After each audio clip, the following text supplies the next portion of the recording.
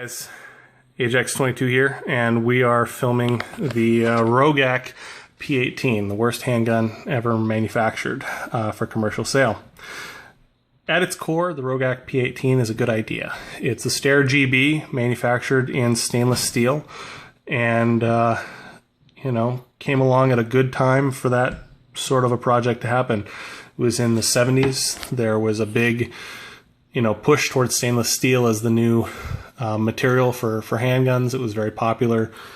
Look at the AMT, hardballer, etc. of that era. They were it was new, it was exciting.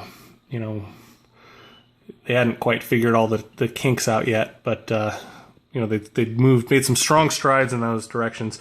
And it was a wonder knife, so it held 18 rounds of 9mm in sort of an interesting magazine, heel release, which, again, Steyr, European. Story behind this was that the Rogak company was an importer out of Morton Grove, Illinois, which already had a working relationship with Steyr, and somehow they came across a set of the blueprints for the new Steyr GB and decided that they were going to make their own copy. Whether the Steyr let them do that or whether they just sort of did it, no one really knows. There's a lawsuit after the fact, but they would already sort of proved themselves to be wildly poor handguns at that point. They were just not. I think that the lawsuit might have been, even if they had permission, the lawsuit would have been there to stop them from destroying the Steyr's good name in the marketplace. But as witnessed by the popularity of the Steyr GB, it didn't really. So it started out as a GB, and then they proceeded to just have the worst production tolerances of any handgun that I've ever seen, and that's saying something. That includes zip guns, homemade guns, slam fire, Filipino shotguns. I mean, just this takes the cake. It really does. It looks like a gun. It's very shiny. Nominally, I mean, I don't know if you can tell how hard that trigger pull is, but it's ridiculous. And it feels like you're squeezing on a gummy bear, like a very firm gummy bear. It has a safety that can be operated only while cocked. It's just a flaming piece. I'm going to disassemble it here in a bit, but if you've ever seen the disassembly instructions or watch a disassembly video of the real Steyr GB, it's kind of got a good idea. This comes down, it releases a dowel from inside here, which then allows you to spin the cap. But that requires hitting some very close tolerances. This gun was unable to do that. So in this one, you push in to this hole. Now, I don't know if you noticed, but this particular piece of pipe that's welded on there is, number one, not stainless. It's just a piece of steel that they welded on to the bottom of this because they couldn't machine the tolerances close enough to work. The guide rod, likewise, is also carbon steel. So, it adds an element of class and sophistication. This, it's just a flaming piece. I'm gonna take and release the front ends. Okay, guys, got her apart. As you can probably tell, fit and finish on this is crude at best. Let's see if I can get this in focus without wiggling it too much.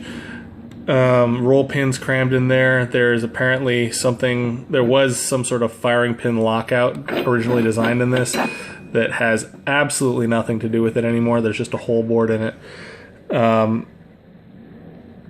This gun doesn't have a lot of wear on it. I should be clear about that. I think it's only been fired a handful of times and never by anyone that had disassembled it and knew it was...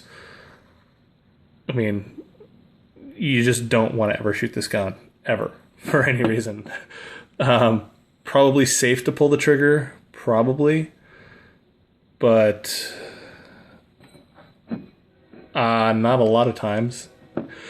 The core of this, the Rogak's failings center around this. This is the gas delay blowback system, and as you can tell, it really has extremely loose tolerances.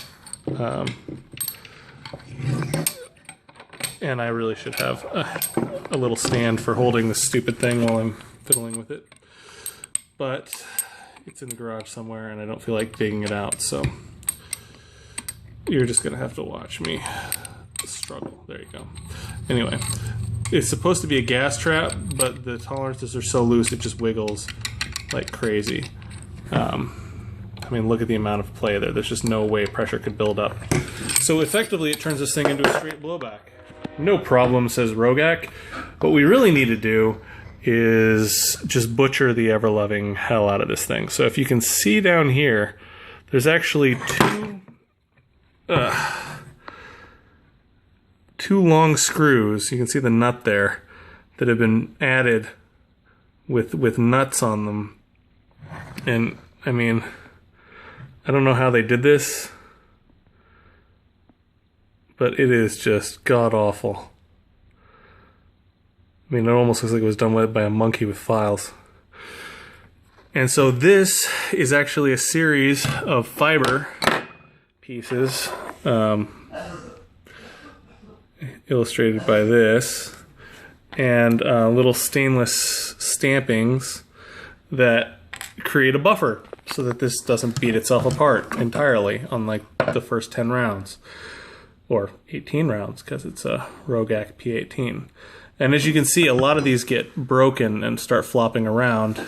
And this gun doesn't have very many rounds through it, I should reiterate.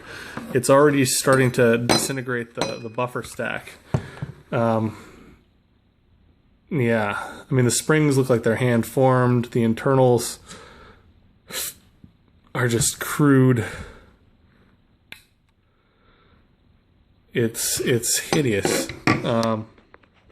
And I'm a guy who likes hideous guns. This is borderline dangerous. I mean, you can see the gouging and the fit. It seems like, you know, they had the dimensions, but they had none of the manufacturing processes for making one of these. So they just sort of set out to copy the shape using whatever manufacturing processes they had available, which you know, I'd love to do a side-by-side on a real GB in one of these. So one of these days when, you know, the gun gods align and a GB walks into my life, I'll have to do a side-by-side. But I mean, it's unreal how crude this is. It's castings, you know, that have been really crudely cast and lightly machined. And then it's had regular steel welded onto stainless just because they couldn't get it to work. It was the tolerances weren't close enough. I mean, it's just unbelievable. Unbelievable. I mean, the thing that I find amazing is that Rogak was actually one of the guys that eventually went on to make the Hawk MM1, which is a gun that's I need for my Guns of the Punisher Armory, you know, completeness. And you know, that wasn't a horrible gun. It really wasn't. It was just a scaled up Manville. I mean, polygonal rifling is, I guess that's polygonal rifling. It just looks crummy to me.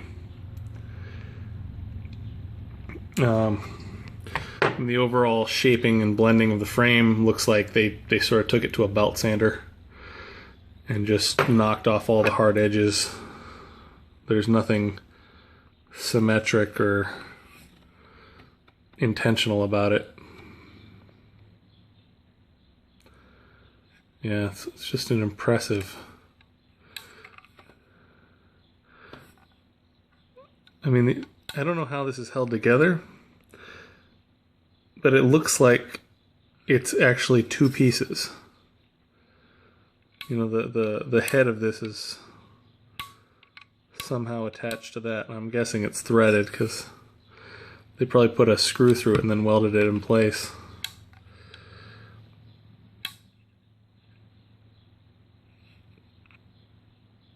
Yeah, this is a real problem waiting to happen. The fiber stack is just particularly offensive, really. You know, they could have tightened up the tolerances, they could have made a new barrel, they could have made a new one of these, but it just didn't work. Part of me wants to remake the barrel for this and then see if it can be made to function properly without the fiber stack. You know, fixing a Rogak would sort of be, you know, the gunsmithing coup de grace. I mean, this is very clearly stainless casting. Fairly minimal amount of machining done to it, which is why it's, you know, you look at the front end and you're like, well, that's been blended. All of this front end stuff is like an organic blend. Like they went over the sides to make them shiny and then said, hey, you know what we should do is just round it off a little bit. I mean, you can still see the casting marks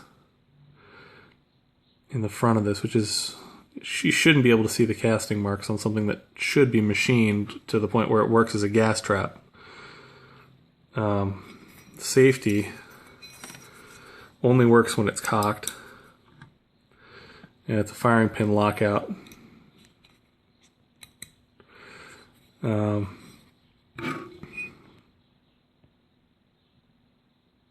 not I think that's the retaining pin that holds in the safety, which I think holds in the firing pin. So I'm not 100% sure how you're supposed to extract this.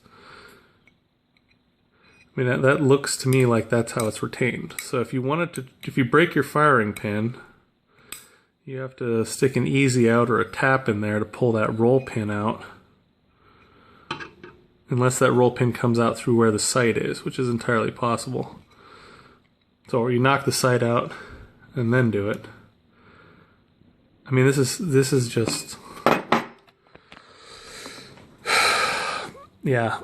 And if you've noted from the serial number, they only made like 2,300 and change of these, and this is number 2,316. So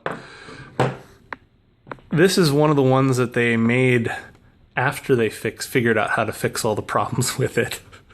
So this is like the high watermark of the Rogak design. Either that, or it's, you know, what happened when they decided to, you know, fully phone it in. I mean, it's inherently not a bad idea. I mean, the gas delay action was originally on that German People's rifle that they, I think actually Forgotten Weapons just did, well, not just, but has done one on, so you can actually see how the gas trap works. And it's a really cool design. I mean, this is very solidly held to the frame. You know, it's a straight blowback design. It's, you know, it's good. But that fiber washer stack, number one, it causes, the spring doesn't have a full-length guide rod. It has this little stubby thing, right? So this, you notice from the bend in it, it gets wedged up in there into the center of that stack of fiber washers. And usually as these things break and wiggle and, you know, get misaligned, it gets caught in there. So you have this spring that's sort of contorting and bending itself as it's trying to operate as a mainspring. And then, you know, it actually gets to be quite difficult to take down because these fiber things, they break. They wind up getting wedged at angles. So in order to take this thing down, the way this is supposed to work is you move the lever to a 90-degree position. It takes the tension off of the pin, which releases it down, and then you can twist this and pull this out, and the slide comes back and off, right? Back up. Well, because they couldn't get this part to interact with this part correctly. They just made this little, you know, dong here out of what appears to be carbon steel based on how it's wearing. It might be just a different alloy of steel, but it feels a little corrody. And then you just, you know, take a screw or something and depress that from this little dongus up here that's welded on, and then that depresses the spring. You twist it, you pull it out, and then you know, you work this thing back out, which could take some doing or not. You never know. And then you try to pull the slide all the way back and move it up, at which point these plates, which, as you can see on this side, have broken, a few of them, from whenever this thing was actually fired. And now they're just pieces of plates that are pivoting in there. They'll bind, and they'll actually prevent the slide from coming all the way back unless it's perfectly aligned. So you need to have a pick of some kind or a little screwdriver to like pry in there and get them aligned just right. And then you can pull it back and up, and then you have to, you know, make sure your fiber washers are back in proper order. I'm not even going to address the drywall screw looking grip screws because, wow. Those are factory and they're not actually drywall screws. They're machine screws. They have the right thread pitch, but they must have saved 1 cent per 1,000 of these that they made. So for the 2 cents that they saved on the production run of the 2,000 pistols that they made, or 2.3 cents that they saved, you know, it gets to look chintzy. I mean, this gun would look halfway decent, you know, pulled out of your pants and flashed. But man, if you ever pulled the trigger on it, you'd be crazy. Because number one, I hear that they have a very, shall we say, loose interpretation of what like function is. They go bang, but they don't go bang reliably. And you know, weak strikes. I mean, they're just the poor feeding issues. I mean, the magazines themselves are an interesting design. You know, it's folded over and welded in the front, which, as it should be. And in the back, they actually just have it, you know, TIG welded along the seam in like 3 little spot welds, which is kind of unusual. I mean, it seems like a bad way to do it. I mean, on some of these, you'd wind up with like melt through on the other side. The follower would bind because it's so smooth. You see the followers flat up against the back of that. So in the event that these tack welds were insufficient or excessive, I guess I should say, you're going to wind up hanging up every time this thing touches one of them, unless you carve out the back of it.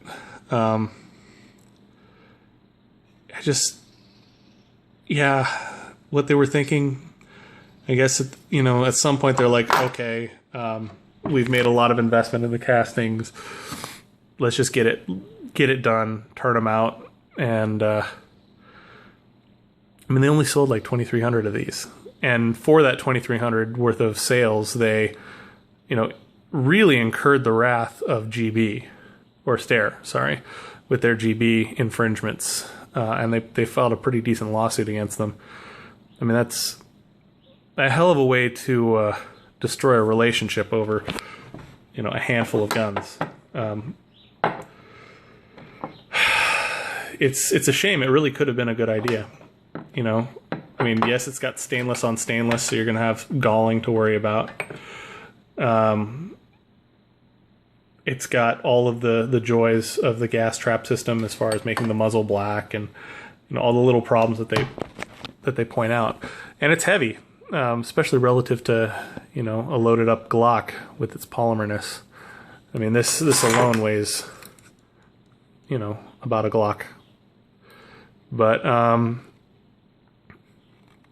yeah, it's still, you know, it's got a core of genius in there, but that core of genius belongs to Steyr, and then the shit taco they wrapped around that core of genius, that's all Rogak. And yeah, every time I say that, I'm reminded. It sounds to me like how I imagine a cat throwing up on a rug somewhere, and then you look at the gun and you're like, oh, that makes sense. I mean, when you cock this thing, when you rack the slide, it sounds like a cat. It sounds. It's a tactile experience. It's like a cat's tongue on sandpaper. Just it's horrible.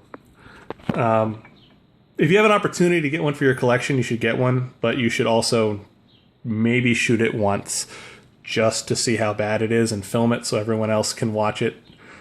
Film it left-handed, you know, if you're right-handed, so you don't lose your main shooting hand if it does decide to catastrophically fail. I wouldn't put it past it. There's a lot of metal here. It seems like it would be pretty safe, but it's a straight blowback 9mm that, you know, there's really nothing preventing that slide from coming off the ass of this thing. You know? Like, you know, if it decided to let go and force its way past that little stop right there, there's nothing that would keep it contained. It could blow all the way out, all the way back. I mean, if this thing let go, this cast piece let go,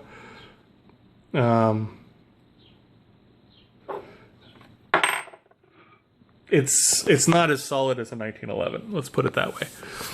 There's no lug that holds the slide to the frame. In fact, this thing has a lot in common with those Brunei 8mm blank fire pistols. The way some of them are constructed. Come to think of it, it's yeah, it's like the big brother. Anyway, that's about as much as I care to continue with this thing. I may do a firing video someday on it, maybe, with gloves and a face blast shield and all that, but I would really, yeah, it's really in the collection just so I can go like, you want to see what a crappy pistol looks like. You know, the ugly ones that we build for the Mad Max stuff and all the post-apocalyptic inspired whatever, at their very core, they're solid functional guns that, you know, are well made and use good designs, good metallurgy. You know, they may look like crap, but they run good. This is what sketchy really looks like. It's shiny. It's heavy, and it's poorly thought out. Anyway, hope you've enjoyed this. The Rogak P18 9mm. Feel free to share, subscribe, comment. You know, if you've actually shot one of these or had any experiences with it back in the day, let me know. I love hearing stories. So do the rest of the guys. So, all right, have a good one.